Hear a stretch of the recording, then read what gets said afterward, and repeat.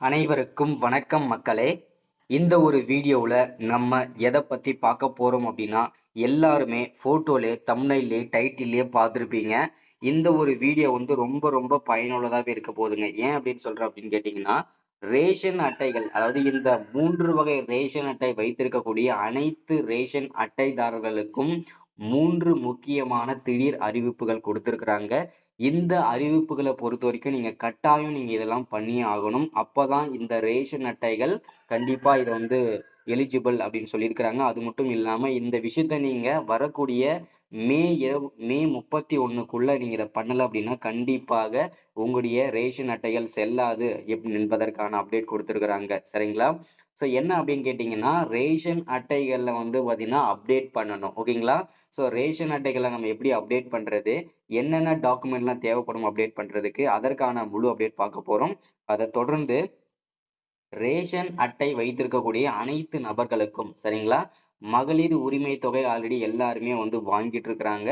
மீண்டும் மகளிர் உரிமை தொகை வாங்காதவர்கள் அப்ளை பண்றது எப்படி, ஸோ எங்க போயிட்டு அப்ளை பண்ணணும், என்ன தேதியிலிருந்து அப்ளை பண்ணணும், அதற்கெல்லாம் என்னென்ன டாக்குமெண்ட்ல தேவைப்படும், அதற்கான அப்டேட் பார்க்க போறோம். அதை தொடர்ந்து இதுவரைக்கும் ஓகேங்களா, இதுவரைக்கும் இந்த மகளிர் உரிமை தொகை வாங்காத இருக்காங்க இல்லையா, சோ அவங்களுக்கு வந்து ஒரு குறிப்பிட்ட அட்டைகள், அதாவது இந்த 2, 3 ரேஷன் அட்டைகள் வைத்திருக்கக்கூடிய, ஓகேங்களா, அதாவது இந்த என்பிஹெச்ஹெச்,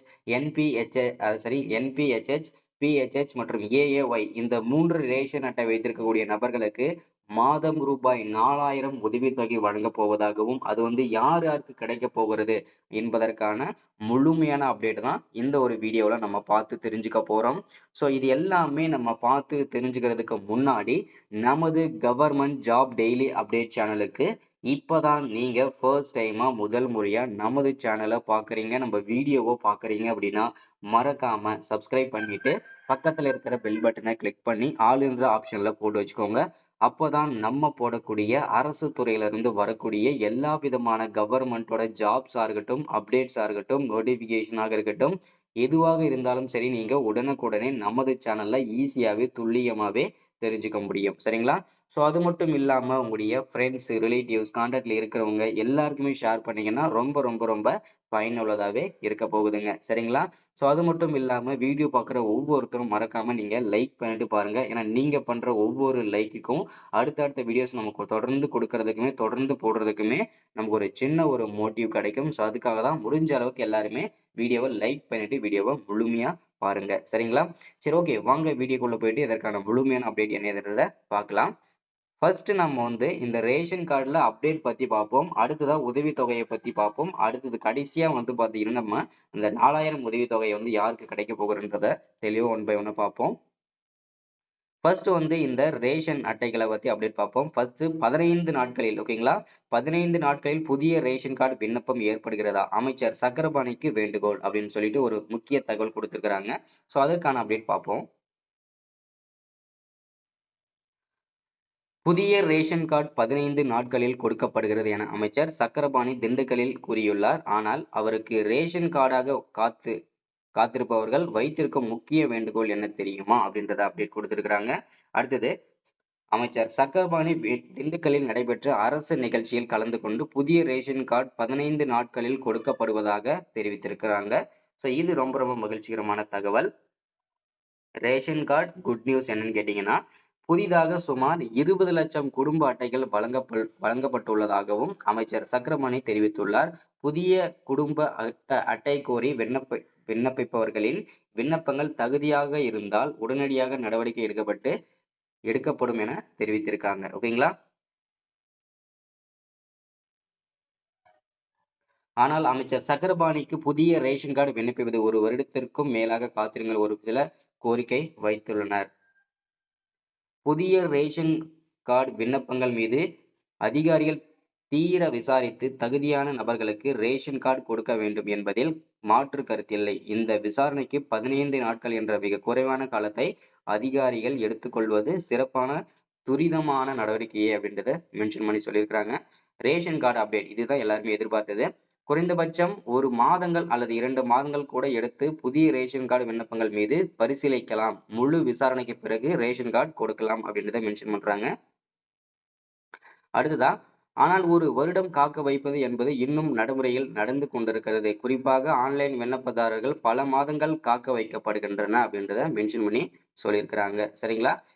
அடுத்ததா புதிய ரேஷன் கார்டுகள் கிடைக்குமா அப்படின்னு கேட்டீங்கன்னா, ஆன்லைனில் விண்ணப்பிக்கும் புதிய ரேஷன் கார்டு விண்ணப்பிப்பதற்கு எந்தவித பதிலும் இல்லாமல் காத்திருக்கிறார்கள். ஆனால் அதைவிடவும் ஆன்லைன் விண்ணப்பதாரர்கள் அரசின் ஒப்புதலுக்காக நீண்ட நாட்கள் காத்திருக்க வைக்கப்படுகிறார்கள் அப்படின்றத மென்ஷனோட சொல்லியிருக்காங்க. சரிங்களா?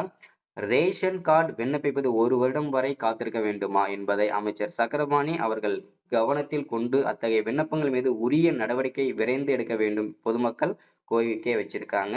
ஸோ இது வந்து நமக்கு ரொம்ப ரொம்ப மகிழ்ச்சிகரமான தகவல் தான்.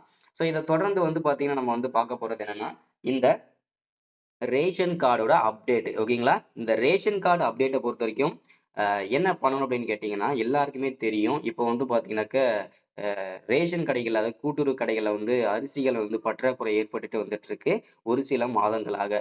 ஸோ இந்த சூழ்நிலையில வந்து பாத்தீங்கன்னா கிட்டத்தட்ட 1 வருஷத்துக்கு முன்னாடியே வந்து நமக்கு வந்து இந்த ஒரு அப்டேட் கொடுத்துறாங்க. என்னன்னா அதாவது ரேஷன் அட்டைகள்ல பேர் இருக்கக்கூடிய ஓகேங்களா பேர் சேர்த்திருப்பாங்க இல்லையா? பேர் 5 பேர் ஒரு அட்டையில இருக்காங்க அப்படின்னா ஒரு குடும்ப அட்டையில அந்த 5 பேருமே கைரேகை பதிவு செய்யணும். இது கட்டாயமாக்கப்பட்டிருக்கிறது.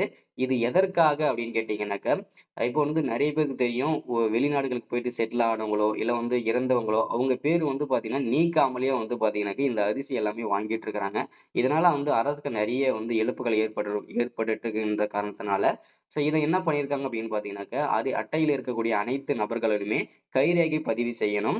ஆதார் அட்டை ஆதார் வந்து பாத்தீங்கன்னாக்க இணைக்கப்பட வேண்டும். மொபைல் நம்பர் இணைக்கப்பட வேண்டும் அப்படின்னு சொல்லிட்டு அப்டேட் கொடுத்திருக்கிறாங்க. இது வந்து நடைமுறைப்படுத்தி கிட்டத்தட்ட வந்து 1 வருஷமா வந்து பாத்தீங்கன்னா பண்ணிட்டு இருக்காங்க. இன்னுமே வந்து கிட்டத்தட்ட 40 லட்சத்துக்கும் மேற்பட்ட குடும்ப அட்டைகளை வந்து இன்னுமே கைரேகை பதிவு செய்யாம இருக்காங்க. ஸோ அதனால வந்து பாத்தீங்கன்னாக்க சீக்கிரமாவே நீங்களுமே வந்து கைரேகை பதிவு செய்யல அப்படின்னா ஆதார் அப்டேட் பண்ணல மொபைல் நம்பர் அப்டேட் பண்ணல அப்படின்னா நீங்க வந்து கூட்டுறவு கடைகள்ல போயிட்டு ஜெராக்ஸ் எல்லாம் கொடுத்து நீங்க வந்து அப்டேட் பண்ணிக்கலாம். இல்ல நெட் சென்டர்ல கூட நீங்க பண்ணிக்கலாம். அதற்குமே வாய்ப்புகள் இருக்கு. சரிங்களா? ஸோ அடுத்துதான் வந்து நம்ம இது வந்து ரொம்ப ரொம்ப ஒரு மகிழ்ச்சிகரமான தகவல் இல்லையா? ஸோ இதை தொடர்ந்து வந்து பாத்தீங்கன்னாக்க மகளிர் உரிமை தொகை ஓகேங்களா? நிறைய பேருக்கு தெரியாத விஷயம் என்னன்னா நிறைய பேருக்கு இந்த மகளிர் உரிமை தொகைனா என்னன்னே தெரியாது. நிறைய பேருக்கு வந்து ரேஷன் அட்டை வைத்திருக்கவங்க கூடயும் வந்து பாத்தீங்கன்னாக்கா இன்னுமே இந்த மகளிர் உரிமை தொகை வாங்காமலே இருக்காங்க. வாங்காம இருக்காங்க மீன்ஸ் நிறைய பேர் வந்து போன தடவை வந்து பாத்தீங்கன்னா ஸ்கீம்ல வந்து பாத்தீங்கன்னா அப்டேட் பண்ணும்போது கிட்டத்தட்ட 2 கோடிக்கும் மேற்பட்ட நபர்கள் வந்து இந்த கலைஞர் மகளிர் உரிமை தொகைக்கு வந்து அப்ளை பண்ணியிருந்தோம். அதுல அப்ளை பண்ணதுல வந்து பாத்தீங்கன்னா கிட்டத்தட்ட 1 கோடி பேர் மட்டும் தான் பயன்பெற்றுட்டு வந்துட்டு இருக்காங்க. இதுவரைக்கும் மாதம் மாதம் ரூ. 1000 வாங்கிட்டு இருக்காங்க. ஆனா மீதி இருக்கிற 1 கோடி பேர் வந்து ரிஜெக்ட் ஆயிட்டாங்க. சோ அது அவங்களுக்கு வந்து மீண்டும் ஒரு வாய்ப்பா வந்து கொடுத்திருக்கிறாங்க. அவங்களுக்கு வந்து வரக்கூடிய ஜூன் 1ஆம் தேதியில இருந்து இந்த இந்த மகளிர் உரிமை தொகை விண்ணப்பங்கள் வந்து வரவேற்கப்படுகின்றன. அதே மாதிரி அப்ளைவும் பண்ணிக்கலாம்.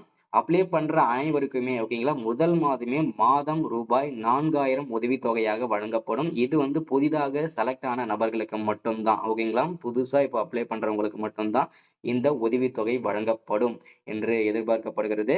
இது ரொம்ப ரொம்ப மகிழ்ச்சிகரமான தகவல். அது மட்டும் இல்லாம நிறைய பேருக்கு வந்து பாத்தீங்கன்னா இது ஒரு முக்கியமான அப்டேட்டும் கொடுக்குறேன். என்னன்னா இந்த என்பிஹெச்எஸ் கார்டு அதே மாதிரி பிஹெச்எஸ் கார்டு ஏஏஒய் இந்த 3 ரேஷன் அட்டை வைத்திருக்கக்கூடிய அனைத்து நபர்களும் மே 31க்குள் கைரேகை பதிவு செஞ்சுக்கோங்க. இது ரொம்ப ரொம்ப முக்கியமானது. சரிங்களா?